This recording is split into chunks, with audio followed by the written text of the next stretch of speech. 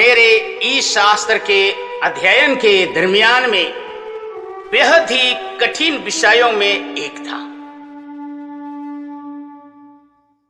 पवित्र त्रित्व समझ के परे है ही, क्योंकि यह एक रहस्य है, यह एक धार्मिक रहस्य है। मानव इतिहास में पवित्र त्रित्व को समझना उतना ही कठिन है और ना ही इसका कोई समाधान है। पवित्र सप्ताह के दरमियान में और पुनर्जीवित होने के बाद से लेकर पेंतेकोस्त तक हम लोगों ने अनुभव किया कि पिता ईश्वर ने हमारे जीवन में महान कार्य किए हैं। लेकिन आज पवित्र त्रित्व के महोत्सव के दिन हम मनन चिंतन करने जा रहे हैं कि ईश्वर कौन है, कि ईश्वर कौन है। ईश्वर पवित्र त्रित्व है। ईश्वर पिता ईश्वर प्रथम व्यक्ति, पुत्र ईश्वर द्वितीय व्यक्ति, पवित्र आत्मा तृतीय व्यक्ति। यहां प्रथम व्यक्ति, द्वितीय व्यक्ति, तृतीय व्यक्ति जब कहते हैं समझ में नहीं आता है, तो मैं आपको और स्पष्ट करना चाहूंगा। यदि आप मुझसे पूछेंगे कि आप क्या हैं, मेरा जवाब होगा मैं एक बांसुरी वादक हूं। इसमें मैं अपना चरित्र चित्रण करता हूं। लेकिन अगर आप पूछेंगे आप कौन है, तो मेरा जवाब होगा मैं फादर विजय कुमार एक्का हूं। इसमें मैं स्वयं व्यक्ति की व्याख्या कर रहा हूं। इसी प्रकार यदि ईश्वर से पूछेंगे आप क्या हैं, तो ईश्वर का जवाब होगा मैं सर्वशक्तिमान हूं, मैं सृष्टि करता हूं, मैं दिव्य हूं।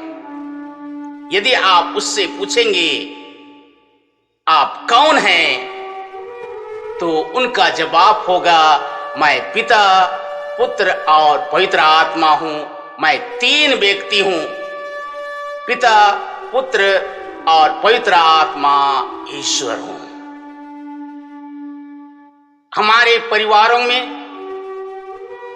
पिता पुत्र होते हैं। पिता और पुत्र के पारस्परिक प्यार होते हैं। लेकिन इस धरा में पिता का अस्तित्व और पुत्र का अस्तित्व के साथ इन दोनों का पारस्परिक प्यार का अस्तित्व भी अपूर्ण होता है, सीमित होती है।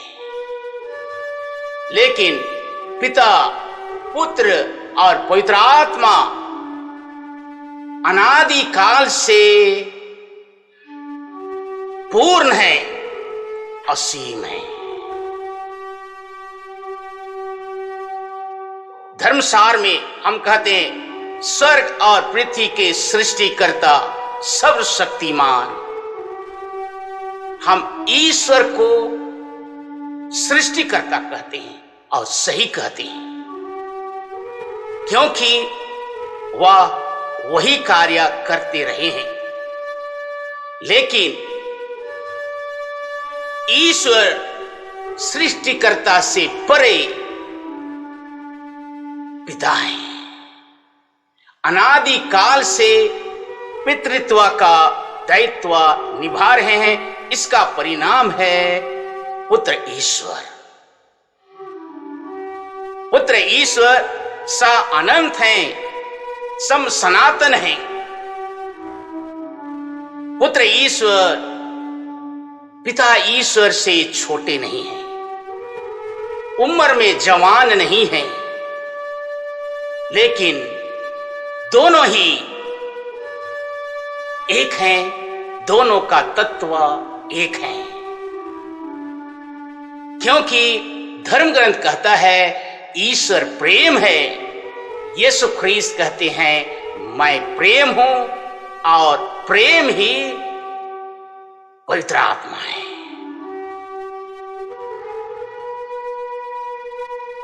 पुत्र ईश्वर सच्चे ईश्वर से सच्चे ईश्वर हैं, सच्चे ज्योति से सच्चे ज्योति हैं। पिता और पुत्र का तत्व एक है। पुत्र बनाया हुआ नहीं है, पुत्र पैदा हुआ है। पुत्र अनादि हैं, सा अनंत हैं, सम सनातन हैं। जब समय पूरा हुआ तो मनुष्य बने, अर्थात ईश्वर मनुष्य बना। वह हमारे समान ही जिए, रहे, कार्य किए, खाए, पिए। पाप को छोड़कर सब कुछ हमारी तरह ही जिए, लेकिन वे अनादि से सर्वशक्तिमान थे, आज हैं और अनंत काल तक बने रहेंगे। पिता ईश्वर सर्वशक्तिमान है, वैसे ही पुत्र ईश्वर सर्वशक्तिमान है। अगर हम बाइबल खोलेंगे तो यीशु ख्रीस्त ने रोगियों को चंगा किया, अवधूतों को निकाला, मुर्दों को जिलाया, आंधी को शांत किया और हजारों चमत्कार किए। जिस प्रकार ईश्वर अंतर्यामी है, वैसे ही पुत्र ईश्वर भी अंतर्यामी है। तीसरा व्यक्ति पवित्र आत्मा है। पवित्र आत्मा और पिता और पुत्र का तत्व एक है। पिता और पुत्र और पवित्र आत्मा का तत्व एक है, तीनों एक हैं।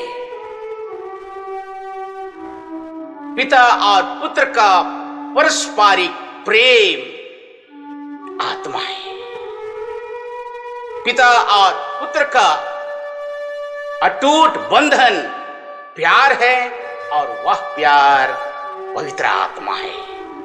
जब हम समझेंगे कि ईश्वर कौन है, तो हमारे समझ में आ जाएगा कि ईश्वर हमारे लिए क्या कार्य करने जा रहे हैं, उनका अनादि योजना क्या है। पिता ईश्वर सारे जहान को बनाने के बाद मनुष्य को अपना प्रतिरूप बनाया और कहा फलो फूलो और संसार में फैल जाओ। दो शरीर एक हुआ, इसलिए तीसरे व्यक्ति की सृष्टि हुई। लेकिन मनुष्य अपनी दुर्बलता के कारण पाप में गिरा और इस पतित जगत से मनुष्य को उठाने के लिए एक बचाने वाले, एक मुक्तिदाता, एक रिडीमर की जरूरत थी। मुक्तिदाता को अंग्रेजी में रिडीमर कहते हैं और रिडीमर को हिब्रू में गोवेल कहते हैं।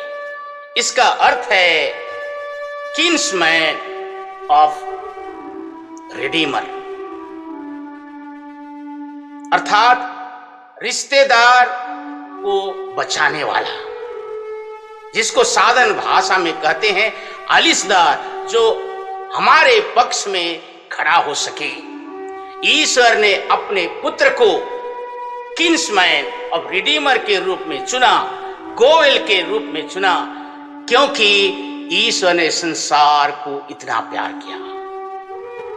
जो पवित्र आत्मा के सामर्थ्य से मनुष्य बने और क्रूस पर मरे। इसका अर्थ यह न समझे कि उसे केवल क्रूस पर मरना था, उसे केवल हमारे पापों से मुक्ति दिलाना था,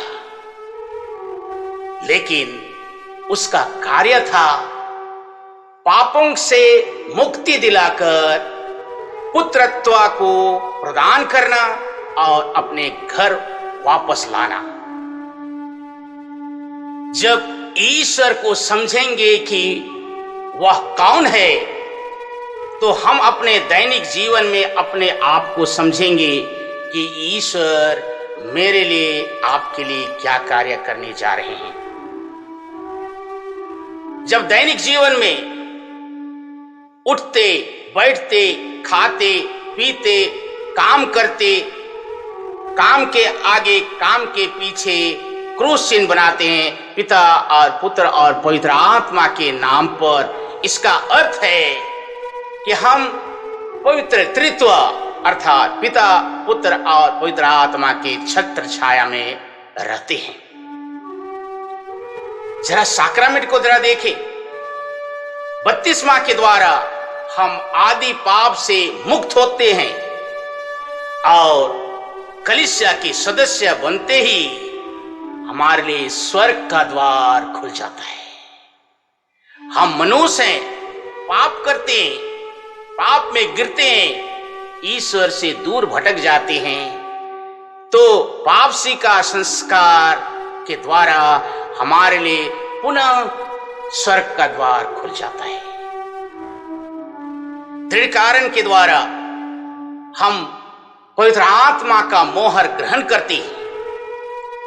हम लोग पुरोहित लोग वेदी पर साधन, रोटी और दाखरस के ऊपर हाथ फैला के पवित्र आत्मा का आह्वान करते हैं और ईश्वर के शरीर और रक्त को वेदी में लाने में मदद करते हैं, जिसे यीशु ख्रीस्त कलवारी की वेदी पर पिता ईश्वर को चढ़ाए।